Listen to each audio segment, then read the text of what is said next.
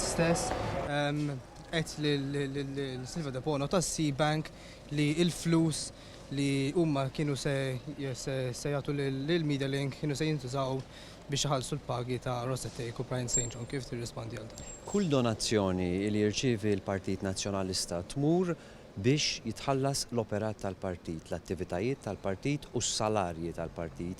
Jiġifieri mill-miljun u aktar illi l-Partit Nazzjonalista irċieva is-sena li għaddiet, il-parti ta' donazzjoni li seta ta' Silvio De Bono tmur għal dan il-għan. ċaħat imma li kienem xi talba biex l-ammont ta' xi 70,000 ikun jintuża biex jiġu covered daw il-wages. Naħseb li kull min jagħti donazzjoni jaħseb li hu qiegħed iħallas is-salarju, il-punt jibqa' dan. Iċ-ċekk tas-salarju ħareġ mill-partit għal Rosettek, iċ-ċekk tas-salarju joħroġ mill-Media Link għal Brian St. John. Jiġifieri l-idea li pruvat tinbih il-gidba jiena ngħid illi il-ħlas isir mis-C-Bank lil dawn it-tnejn min-nies mhuwiex vera assolutament. Imma anki għal grazzja tal-argument li kien vera turi illi jiena m'iniex lest li ninxtara. Għax minkejja dawn id-donazzjonijiet xorta ħriġt kontra il-proġett tal-ITS. U il-proġett tal-ITS huwa l-iskandlu vera. Mhux il-flus illi jirċievi il-Partit Nazzjonalista, illi jirċievi mingħand kulħadd, imma permettili qed inwieġbek. Imma l-iskandlu vera. U l-iskandlu vera hawnhekk hu illi għandna art illi tiswa ħafna flus u li Joseph Muscat tal is-sibek għal 15 miljun. Jien nistaqsi. Irridu ninvestigawha din jew le? Aħna hekk irridu nagħmlu, għalhekk aħna se mmorru għand l-NAO.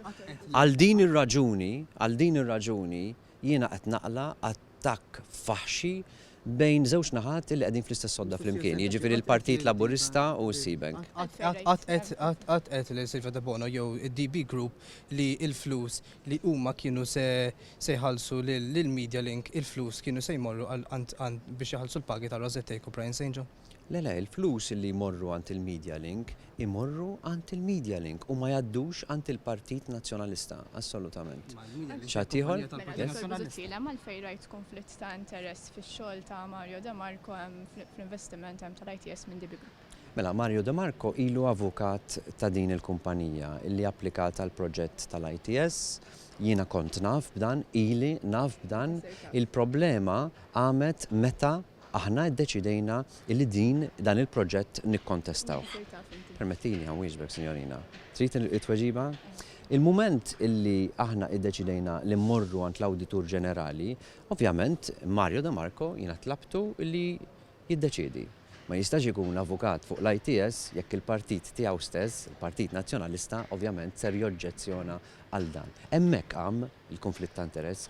F'dak il-punt Mario De Marco għamilha ċara illi huwa lest jirrinunzja għall-inkarigu professjonali illi għandu fuq il-proġett tal-ITS. Ġifieri qabel dan ma rajtx konflitt ta' interess, jiġifieri qabel id-deċiżjoni tagħkom li tqumu kontra dil-proġett ma kienx hemm konflitt li jkollok il-viċi kap involut proġett nazzjonali kbir daqstan?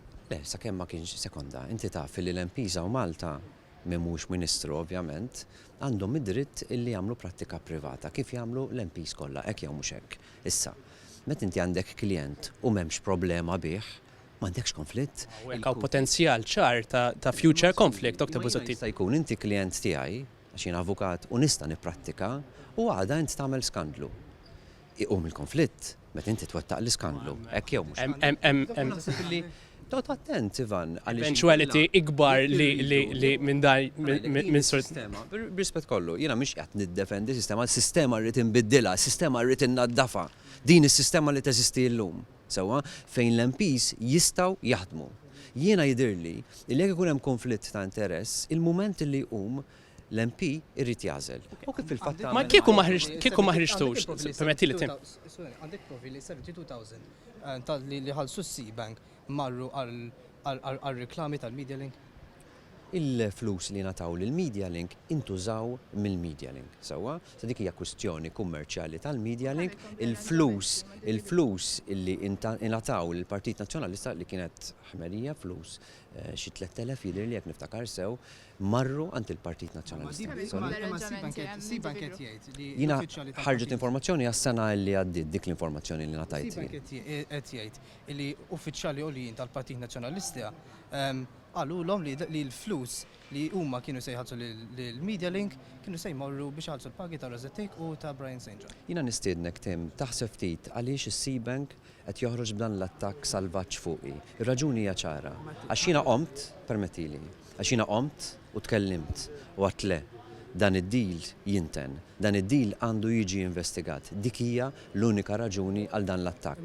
Nirrepeti, anki jekk vera dak li qed jgħidu li mhuwiex ikompli jissaħħaħ il-fatt li minkejja d-donazzjonijiet jiena qomt u għadt le jien ma nixtarax u jien minix lest li nixtara. Forsi immorru lura għal pożizzjoni ta' Dr. Damarco. Ġifieri kieku inti ma qomx u għadt le u Mario Damarco baqa' f'dil karga mad-DB Group, ma kienx ikun hemm potenzjal għal future conflict. Jekk id-deal, jekk il-proġett li ser isir m'għandux problemi politiċi, ma jkunx hemm illu numru ta' avukati fejn fien hemm minnu ta' Arman John, pereżempju fuq in-naħa tal-gvern, illi jingħaluli li huwa involut, iħoss li għandu konflitt da.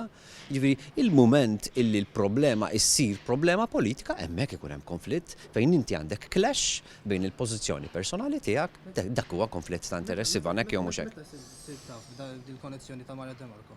Ma nafx id-data eżatta, ma li ħafna naf li Mario huwa avukat ta' C-Bank, naħseb ilu avukat ta' C-Bank minn mindu konna fl-oppożizzjoni aħna, imma il-konflitt li talab minn għandu illi jirrinunzja dak ix-xogħol għam propju dan il-weekend meta aħna fuq dan il-każ jidrilna li rridu mmorru ninvestigaw. Hawnhekk, sinjuri, għandna sitwazzjoni ta' serjetà kbira.